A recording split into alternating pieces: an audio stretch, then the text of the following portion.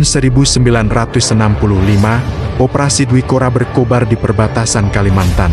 Di tengah hutan lebat dan langit yang selalu waspada, pasukan dari Satuan Arhanud menjaga garis depan dari ancaman serangan udara Inggris dan sekutunya.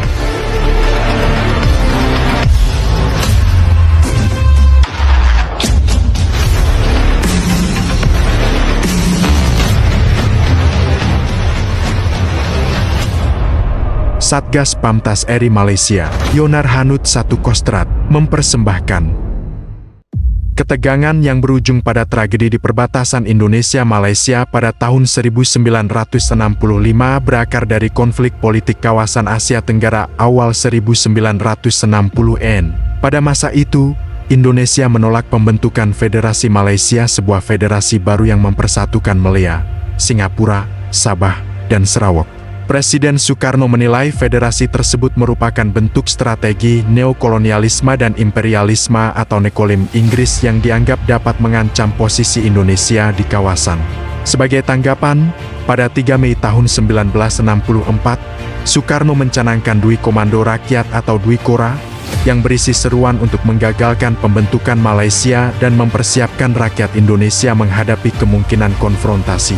Ketegangan meningkat tajam ketika terjadi berbagai insiden perbatasan.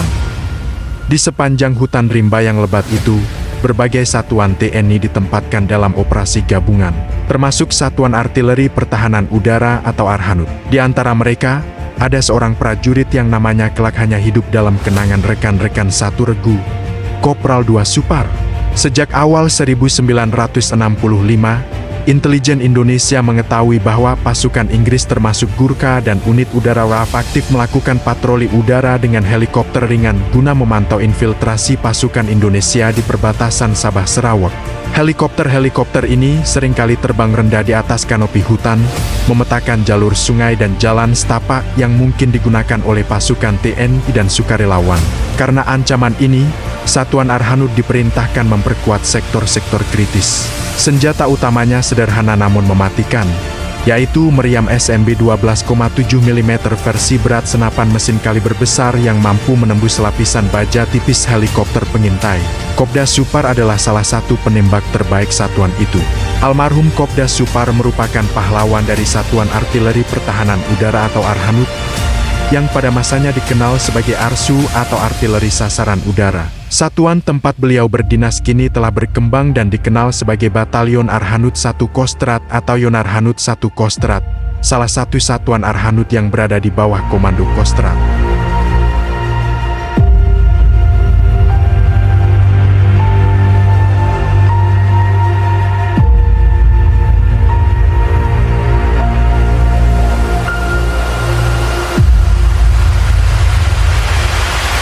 Tahun 2025, Satuan Yonarhanud 1 Kostrad menerima perintah tugas untuk melaksanakan operasi pengamanan di wilayah perbatasan Indonesia-Malaysia, Kalimantan Barat. Dengan semangat juang dan disiplin tinggi, para prajurit artileri pertahanan udara ini bergerak ke daerah operasi, membawa misi menjaga kedaulatan dan kehormatan Negara Kesatuan Republik Indonesia. Mereka bukan hanya penjaga batas, tetapi juga perisai langit yang siap menghadapi segala ancaman udara dan darat di garis depan pertahanan negara. Kehadiran Yonarhanud 1 Kostrad di perbatasan bukan sekadar tugas, melainkan bentuk nyata pengabdian, loyalitas, dan tanggung jawab kepada bangsa dan rakyat Indonesia. Sebagai bagian dari tugas pembinaan teritorial di wilayah perbatasan, prajurit Satgas Pamtas RI Malaysia SSK-3 melaksanakan kegiatan komunikasi sosial di Dusun Panga, Kalimantan Barat, dengan satu misi khusus yaitu mengumpulkan dan menelusuri kembali informasi tentang almarhum Kopda Supar, seorang prajurit yang dikenal sebagai salah satu pahlawan dalam tragedi Dwi Kora, tahun 1965.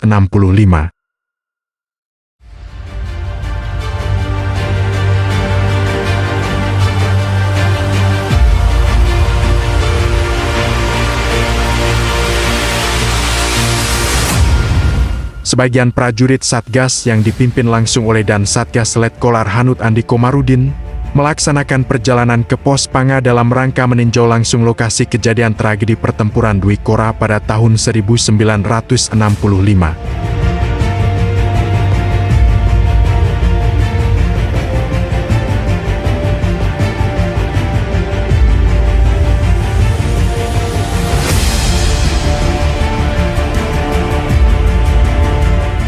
Narasumber pertama, Bapak Darmianus Dabeng, alamat Dusun Pangabintawa, Desa Semangat, umur 79 tahun. Beliau mengaku pernah beberapa kali bertemu dengan almarhum Kopda Supar, dan menurut beliau almarhum Kopda Supar dikenal dengan nama Suparman. Tapi ya, kakek yakin ya ini fotonya ya? Itulah. Dia kan tinggal di Panah dulu waktu dia datang dari sana. Datang dari sana, Ya. tinggal sama kakek juga? Enggak, itu di kampung. Di kampung.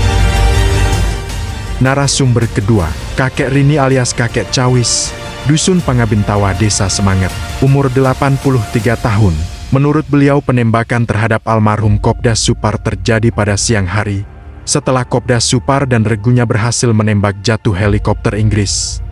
Menurut Kakek Rini, 2 helikopter yang tertembak dan terjatuh oleh Kopda Supar, yaitu helikopter berjenis Korskai H-34. Kedua helikopter tersebut terjatuh tepat di wilayah Malaysia setelah terkena tembakan yang dilancarkan oleh Kopda Supar. Dia naik tempat istirahat yang di sebelah sini gunung. Ada kawan yang merokok, jadi cium baunya. Oh, asapnya kecium sama tentara Gurkhanya kan.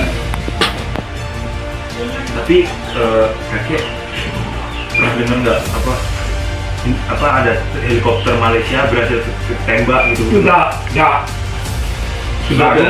selepas dan dari yang luka-luka kawannya. Oh, jadi setelah helikopter jatuh mereka naik sudah beberapa saat Dan meninggal mungkin si Pak Suparman ini mungkin baru mereka nembak gitu. Narasumber ketiga, Kakek Andreas Andan, warga Dusun Engkahan, Desa Engkahan, Kecamatan Sekayam, umur 75 tahun. Beliau saat itu sebagai banter atau bantuan tentara yang berada di posko utama operasi Dwi Kora di Dusun Engkahan.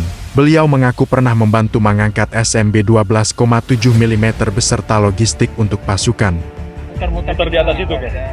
Ini juga nggak tahu juga. Ada Tahu, artu ya, artu. ada artu di sini. Makanya tapi pesawatnya itu kalau ditembak sama artu, kebal. Narasumber keempat, Kakek Men, warga Dusun Engkahan, Desa Engkahan, Kecamatan Sekayam, umur 82 tahun. Beliau merupakan tentara veteran yang terlibat Perang Dwi Kora di Dusun Engkahan. Beliau menjadi tentara tahun 1963 sampai dengan 1970 Korp Infanteri. Milsuk dari Tamtama jabatan terakhir Komandan Peleton, beliau mengaku pernah membantu tentara Arsu menggelar senjata SMB 12,7 mm pada titik gelar di Dusun Engkahan. Pak, katanya ada musuh datang dari kau, dipukul dengan kelapa. Hari itu kelapa orang teman-teman aku, orang punya Islam. Kami bantu ke sana pun dia tidak ada lagi. Tapi bukan itu mati. Kalau kami Inggris atau Malaysia? Inggris ya. Mereka kan gabungan pada saat itu ya. Iya, Gurkha sama tentara Malaysia itu. Kita tahu sama ada. Pola gelar satuan tembak yang digunakan oleh almarhum Kopda Supar pada saat operasi Dwi Kora tahun 1965 di wilayah Kalimantan Barat. Berdasarkan keterangan informasi dari para saksi sejarah.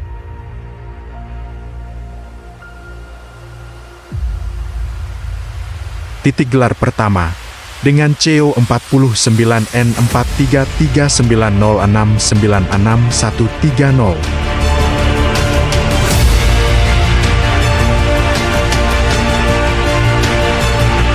Titik gelar kedua, dengan CO 49N433606966313.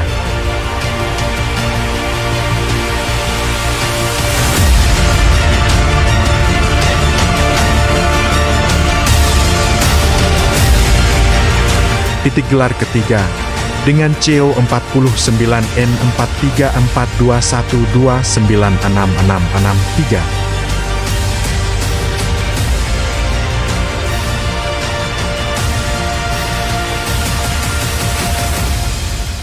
Perlindungan. Perlindungan. Lubang perlindungan. Perkubuhan yang digunakan almarhum Kopda Supar sebagai lubang perlindungan pada saat operasi Dwi Kora tahun 1965.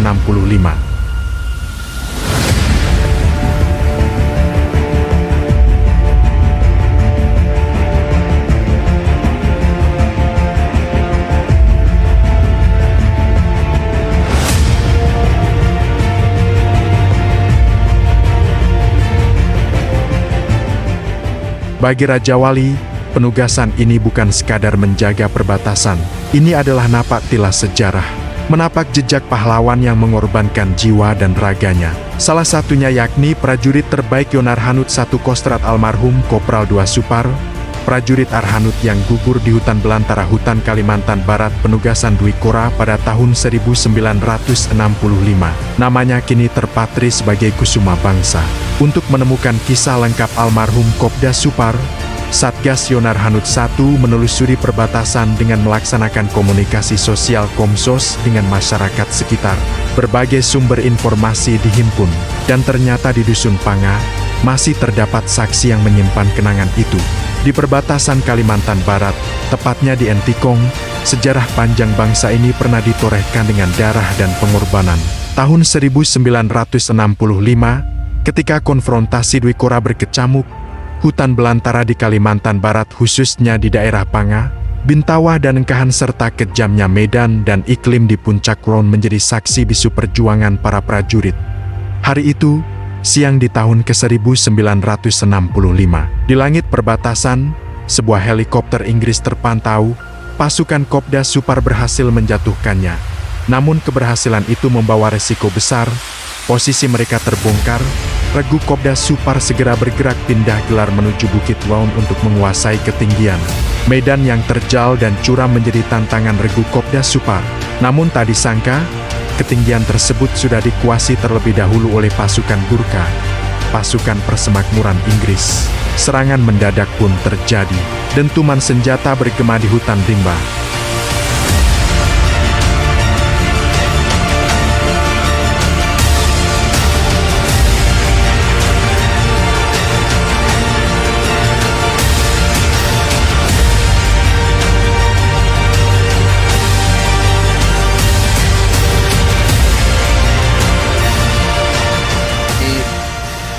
Sebelum penembakan almarhum Pak Sapar, almarhum sembunyi di sini. Jadi arah musuh dari sana, dari ketinggian. Kalau di sini sama anggota, cuma anggota yang lain disuruh mundur. Jadi almarhum yang menempati tempat ini. Kalau bagian yang tertembak tuh bagian kepala. Dalam pertempuran sengit itu, para prajurit melaksanakan perlawanan. Namun takdir berkata lain. Di balik sebuah batu besar, Kopda Supar terkena tembakan di bagian kepala. Ia gugur sebagai Kusuma Bangsa. Pembangunan prasasti almarhum Kopda Supar merupakan wujud nyata penghormatan atas jasa seorang prajurit Arhanut yang mengorbankan jiwa raganya dalam tragedi Dwi Kora tahun ke-1965. Di masa penuh gejolak itu, ketika Indonesia menjaga setiap jengkal wilayah perbatasan, almarhum berdiri sebagai garda terdepan. Keberaniannya, pengabdian tanpa syarat, serta semangat juang yang ia tinggalkan menjadi warisan berharga bagi generasi prajurit masa kini. Sebagai penghormatan atas pengorbanan tersebut, proses pembangunan prasasti dilakukan di wilayah perbatasan tempat almarhum pernah bertugas. Pembangunan ini tidak hanya menjadi simbol penghormatan, tetapi juga menjadi pengikat ingatan sejarah bagi para prajurit dan masyarakat yang hidup di wilayah yang sama dengan sejarah perjuangannya. Melalui kerja bersama ini, prasasti almarhum Kopda Supar kini berdiri sebagai simbol penghormatan, pengingat sejarah, sekaligus peneguh komitmen bahwa perjuangan mempertahankan kedaulatan negara adalah tugas lintas generasi. Semoga prasasti ini dapat menjadi inspirasi bagi setiap prajurit dan warga yang melintasinya bahwa keberanian dan kesetiaan seorang prajurit, sebagaimana ditunjukkan almarhum Kopda Supar, adalah cahaya yang tak akan pernah padam. Saat itu, bersama dengan warga lain yang sukarela, mereka berjalan jauh menyusuri jalan setapak hingga tiba di Dusun Sekunyit. Di sanalah, dalam kesederhanaan, almarhum Kopda Supar dimakamkan sementara. Suasana duka menyelimuti, air mata jatuh di tanah perbatasan.